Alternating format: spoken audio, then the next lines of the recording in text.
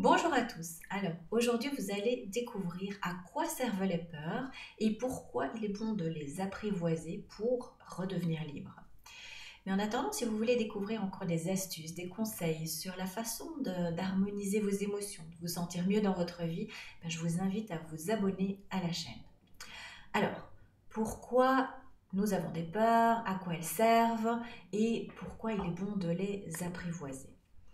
Eh bien, simplement déjà, la peur, eh bien, ça nous prévient d'un danger. Donc, c'est quelque chose qui est un petit peu anticipatif et qui nous préserve quelque part d'un danger. Donc, c'est quelque chose que l'on porte depuis toujours et qui vient de notre cerveau archaïque et qui en fait avait besoin de se protéger dans le temps des attaques de prédateurs.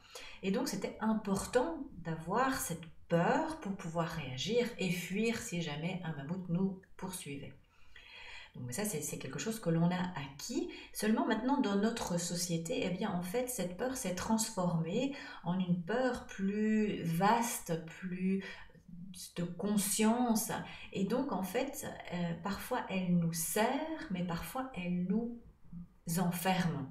Parce qu'elle devient par rapport à tout ce que l'on vit au niveau émotionnel et finalement n'a plus autant de raison d'être qu'elle ne l'avait dans la situation initiale. Et donc en fait souvent cette peur, comme j'ai dit, elle est anticipative, donc on imagine le pire plutôt que de revenir à la réalité de l'instant présent. Je ne sais pas si vous connaissez le cercle des possibles avec les peurs, justement. Donc, on se trouve dans un tout petit cercle au centre avec la probabilité de ce que l'événement va arriver. Mais par contre, on a un immense cercle de peurs tout autour qui sont absolument infondées généralement. Donc, ça ne se passe que dans de très d'un très petit nombre de circonstances. Et donc, nos peurs sont finalement démesurées.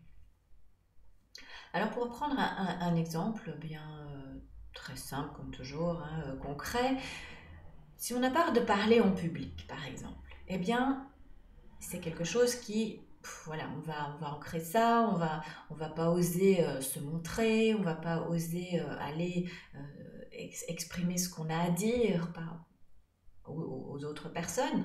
Et donc en fait, à cause de toutes ces peurs qui anticipent, par exemple, la peur d'être ridicule, la peur d'être jugé, la peur de ne pas être à la hauteur, blablabla, il y en a plein des peurs comme ça, et bien en fait, au nom de toutes ces peurs, on va s'empêcher, on va se priver en fait de rentrer en relation avec les autres.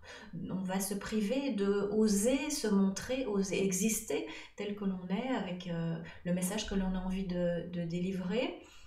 On va finalement se dévaloriser parce qu'on ne sera pas passé à l'action, on n'aura pas osé, donc on va se sentir nul. Et en fait, au lieu de nourrir la confiance en soi, l'expansion, la relation, eh bien en fait, on va faire tout l'inverse. Et donc on va se racrapoter sur soi, s'isoler, ça peut aller jusque-là, hein, je ne dis pas que c'est systématiquement, mais voilà, on va nourrir plutôt la mésestime de soi, de ne pas y être arrivé, de ne pas oser, puis on va nourrir les peurs, et finalement, ça va se nécroser quelque part, donc c'est pas dans l'expansion, contrairement. Alors en fait, comment sortir de ce système justement de la peur anticipative qui nous empêche de faire des choses qui nous permettent de nous épanouir? Eh bien, la première chose, c'est déjà de prendre conscience qu'on a ces peurs, déjà de se dire, ok, elle est là. Ensuite, de l'identifier.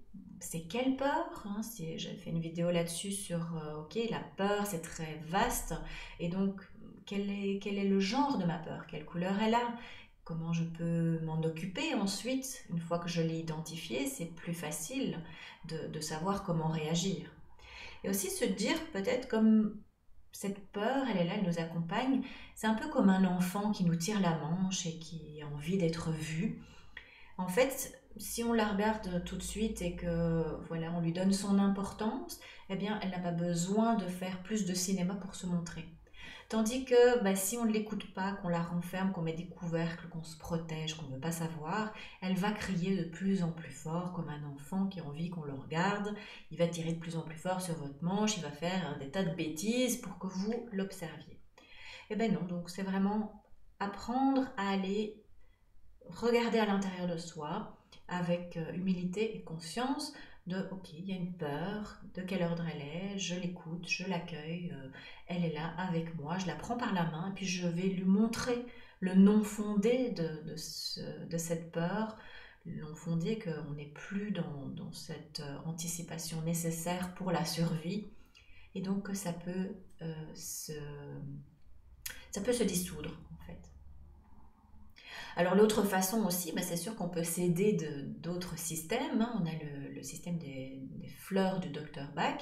Et justement, par exemple, pour la peur, dans ce cas-ci, peur de parler en public, eh bien, on pourrait prendre la fleur Mimulus, qui nous aiderait à rééquilibrer justement cet état et nous permettrait de passer à l'action. Voilà, donc j'espère que cette vidéo vous a plu et si c'est le cas, je vous invite à liker, partager et à vous abonner à la chaîne avec les notifications. Et puis je vous ai préparé un document que vous pouvez télécharger qui vous explique justement comment les fleurs de Bach peuvent vous aider à réharmoniser vos émotions et vous ramener à un état de paix, de sérénité. Et je vous ai préparé un cadeau qui se trouve juste à la fin du document, donc allez-y, téléchargez. Et puis moi, je vous retrouve très bientôt.